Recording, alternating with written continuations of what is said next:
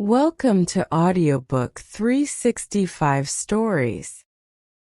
Mrs. Greeno was a little annoyed.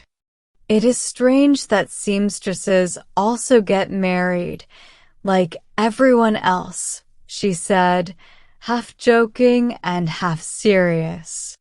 She needed someone to sew her clothes, but Lizzie Brown, her usual seamstress, was getting married.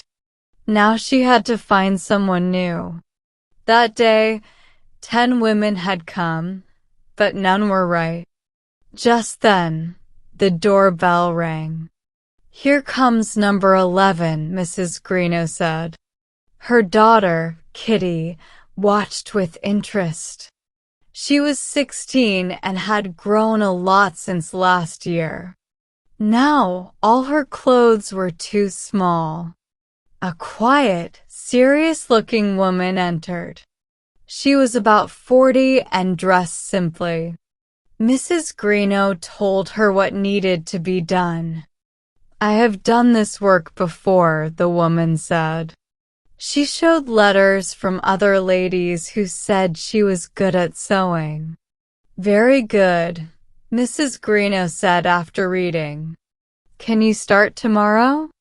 "Yes, madam," the woman replied and left. Kitty loved making up stories about new people. After the woman left, she laughed. "She is so serious, Mama. I don't think my dresses will have any fun in them." Mrs. Greeno smiled. "They will be fun if you wear them." Kitty thought for a moment. Is she married or a widow? "I think she has a sick husband. She looks like someone who spends a lot of time in a quiet sick room." Her mother laughed. "You wouldn't have any quiet people in your world." But even the sun does not shine all the time. The next day, the new seamstress, Mrs. Graham, came. She was very good at her work. Mrs. Greeno said she was even better than Lizzie. Mrs. Graham only spoke when needed.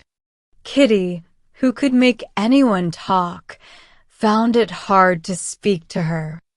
Her husband must be worse today, Kitty whispered to her mother. She only thinks about him and her sewing. For 2 weeks, Mrs. Graham worked quietly. When she finished, Mrs. Greeno asked for her address. 17 Hudson Street, up 2 flights of stairs. If I'm not there, Tom always is. "See," Kitty said excitedly. "I knew she had a sick husband." "But Tom could be her son," her mother said. "No, Mama. She wouldn't look so sad if Tom was just her boy." Weeks passed. Then, as Thanksgiving neared, Kitty needed a new dress. "Let me get Mrs. Graham," Kitty said. "Luke can drive me. I want to see Tom." Mrs. Greeno laughed and agreed. At 17 Hudson Street, Kitty knocked on a door with a sign, "Mrs. Graham." A sweet, musical voice answered. "Please come in." "I can't open the door," said a voice from inside. Kitty was surprised. If this was him, the voice did not sound like a man's. "I guess Mama was right after all," she thought. She is often right when I really think about it.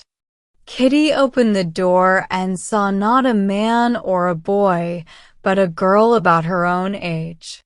The girl's face and upper body looked normal, but her legs were very small, like a little child's. She had thick brown curls around her face, and her big brown eyes looked friendly. "I am Tom," said the girl in a sweet voice. "I can't open the door because I can't walk." Kitty was shocked. Why, what? Tom, she stammered. Tom smiled. Are you asking why I have a boy's name? Or why I can't walk? My full name is Thomasina, after my grandmother, but that's too long. And I can't walk because, when I was 6, I pulled a pot of boiling water over myself. It burned my legs badly. My mother saved me, but I can't walk anymore. Oh, how terrible, Kitty said, tears in her eyes. It must have been so hard for your mother. Yes, that's why she is so quiet and serious. She never laughs, but she never complains either. And she is so good to me. Kitty looked around. The room was very clean but simple. Tom's chair was soft and comfortable since she had to sit all day. There were pictures on the wall, a small table with a rose plant, colorful thread for sewing, and some books. Do you never go outside? Kitty asked, forgetting why she had come. Not anymore. Mother used to carry me downstairs, but now I'm too heavy. But I don't feel lonely. I watch the street from my window. I sew mats for Mother to sell, and I sing. Kitty suddenly remembered her task. I came to ask if your mother can sew for us this week. Tom checked a small notebook.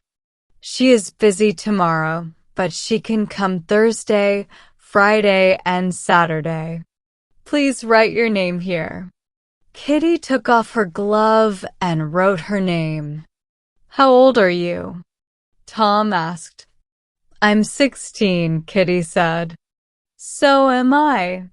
But you have both parents, don't you? Yes, Kitty answered. I only have Mother, but she is like 2 parents. Will I see you again?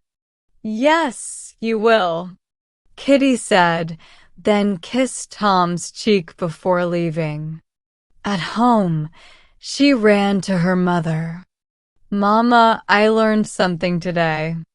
Tom is a girl, my age, and she hasn't walked since she was 6. She told her mother everything, crying by the end. Her mother cried too. That night, Kitty sat thinking for a long time. Then, suddenly, she had an idea. Can we invite them for Thanksgiving, Mama? Kitty asked. Their house has nothing pretty except Tom and her rose plant. It looks so bare, and I know they can't afford a nice dinner. Oh, please say yes. Mama smiled but shook her head. You know Papa likes Thanksgiving to be just for family. He only wants Grandpa, Grandma, and Uncle John with us. Kitty's happy face fell. She understood, but she still felt sad. Then Mama spoke again. But I have a better idea, Kitty.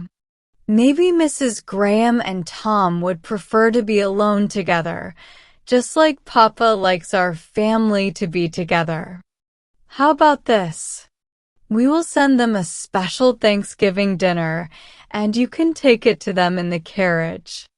Oh, Mama, you are wonderful. Kitty hugged her mother tightly. That night, Kitty made a plan. She would go with their maid, Bridget, while Luke, their driver, carried Tom downstairs for a ride. Bridget would bring in the food and make sure everything was ready before going home. Mama arranged everything with Mrs. Graham carefully, making sure she wouldn't feel uncomfortable accepting the food and ride. On the last day of Mrs. Graham's work, Kitty called her mother into her room. On the bed, she had laid out a warm jacket, a wool dress, and a hat from last year. "These don't fit me anymore, Mama. Can I give them to Tom?" "Of course, if you ask her mother first." Kitty felt nervous. She went to Mrs. Graham and said, "Please don't tell Tom about the ride. I want to surprise her." Mrs. Graham nodded. Then Kitty showed her the clothes. "I've outgrown these. Would you let Tom wear them?"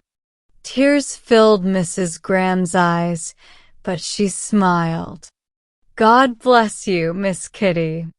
You are bringing joy to my little girl." On Thanksgiving Day, Kitty was too excited to think about her own family celebration. She packed the food carefully: turkey, cranberry sauce, pie, pudding, cake, fruit, nuts, and even a bottle of nice sherry that Papa added. Finally, she set off in the carriage with Bridget.